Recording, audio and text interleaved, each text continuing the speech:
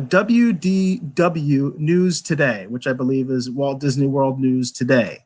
And it says confirmed Shanghai Disneyland opens May 11th with reservation only, limited attendance, and temperature screenings. Chapek states other Disney parks will follow same protocol when reopening.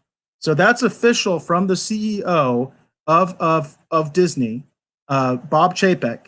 He is saying that the guidelines that they're going to be using at the Shanghai Disney are going to be similar to what they do worldwide at their other locations. Specifically, would be those of us who live in North America are looking at Disney World and Disneyland.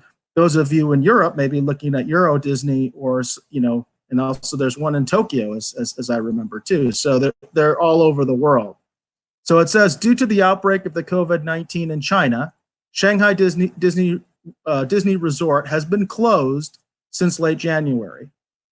During today's Walt Disney Company Q2 earnings call, it was announced that Shanghai Disneyland Park will reopen on May 11th. The reopening will take into account guest capacity for social distancing, as well as health and prevention procedures that comply with local guidelines. And you can see this picture here shows you a line to one of the attractions, or actually that's probably just to get into the park. And those of you that have done any grocery shopping, that have actually ventured out of your house in the last couple of months, that go grocery shopping will probably recognize this setup. Because if you go grocery shopping, they have something similar. Like they have this designated area where you're supposed to stand. And you can see this. They have these barricades, and they have these specific areas where people are supposed to stand to obviously encourage and enforce social distancing.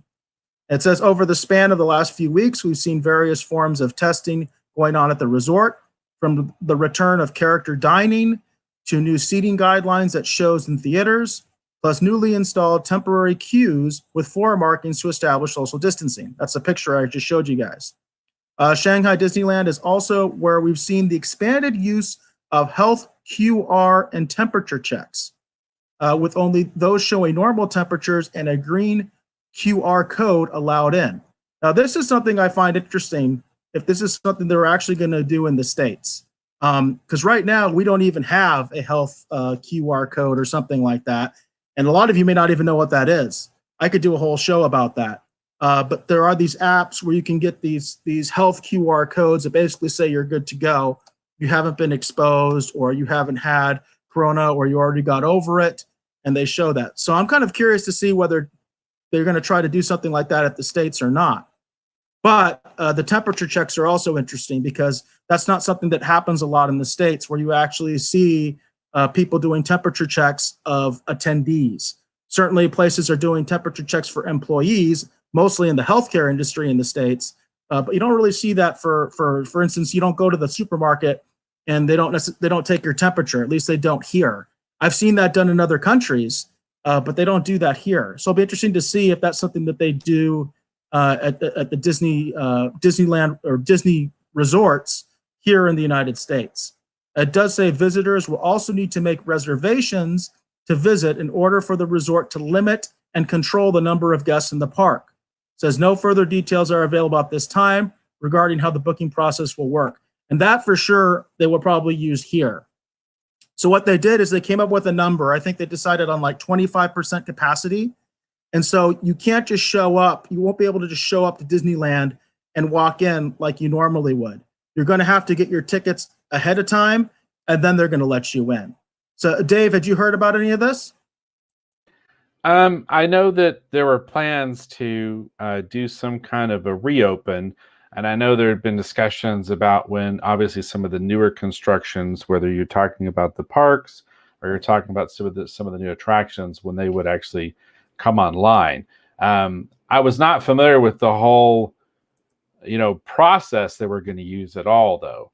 So that's totally new to me. Yeah. And Chapek is confirming that they're going to use that. The thing that stuck out in my mind was the QR codes, because as far as I know, there's no state doing that in the United States. I know that there was talk of Google and Apple combining to put some sort of app together. These kind of apps are common in Asia. For instance, I know they use an app in Singapore. They use one in South Korea. Obviously, they use one in China. But I haven't seen that too much in the West. In fact, I'm not even sure what countries in Europe are using those sort of QR code things. So it'll be interesting to see if they implement that here as well. But definitely, I'm sure having to have a reservation and limiting the capacity is going to be part of their open up strategy. And then James said it changes the season ticket holder. That's interesting. I didn't think about that, how it might affect people that have season tickets to the parks, because I don't live in California or Florida, so I've never had a season ticket. That's interesting. I didn't think about that because that's not really addressed in this article either. Yeah, it's interesting. I mean, you would think it would, but I would assume they've got to make some changes anyway, just because of how long that the parks have been shut down, and they're not even still sure exactly when they're going to be reopening, nor how many people. Again, they're going to they're talking about here limiting. You know what I mean? So there's that as well. Because you think with a season ticket, you should just be able to go whenever you want to go. That you should have some sort of priority.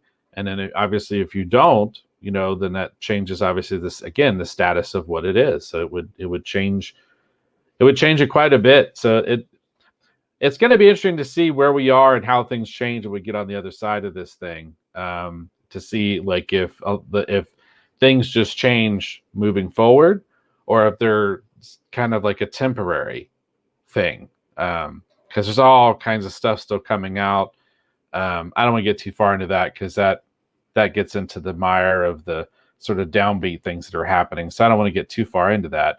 But it's going to be interesting to see how things change. And, sometimes these changes are not necessarily, for the bad. Like, for example, here in PV, they're Prescott Valley. I say PV like everyone knows I'm talking about. Prescott Valley, Arizona, where I live.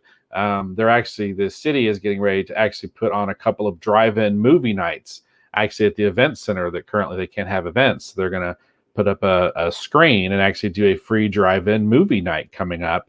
And two of the films are showing, Space Jam's the first one, and then League of Their Own is the second one. And they're doing that free for the community, so they've got something fun, to go check out. So, and I had been talking about it. It's like, well, drive-ins, this is an interesting opportunity for the ones that still exist, and maybe if those who are entrepreneurial, maybe there's an interesting opportunity here as well. So it doesn't mean that everything that's going to happen that's going to come out of this necessarily going to be bad. There might be some fun things that we all used to love and enjoy that might actually come back. So we'll see where we are. That's interesting though, Eric, because I'd been wondering how they were going to do that, but I hadn't heard the whole using of the QR code thing and whatever. I'm familiar with QR codes just from publishing. There was a fad and a fascination with it. I think it's kind of gone away now, where you'd have the QR code. So, for example, you bought a comic and it'd have a QR code and you would scan it and it would send a download link directly to your phone where you could download a digital edition of a publication. I think that's kind of gone the way of the whatever extinct species you want to reference right here. But that's interesting. Yeah, and I am interested to see how they're going to deal with season ticket holders, because they didn't mention that in this article. I don't know if it's any different in China, but it'll be interesting to see. And again, this is a path forward. This is a way to reopen. This is how they're going to reopen. And again, Chapek has said this is the model they're going to follow worldwide. So it's right there for everybody to check out.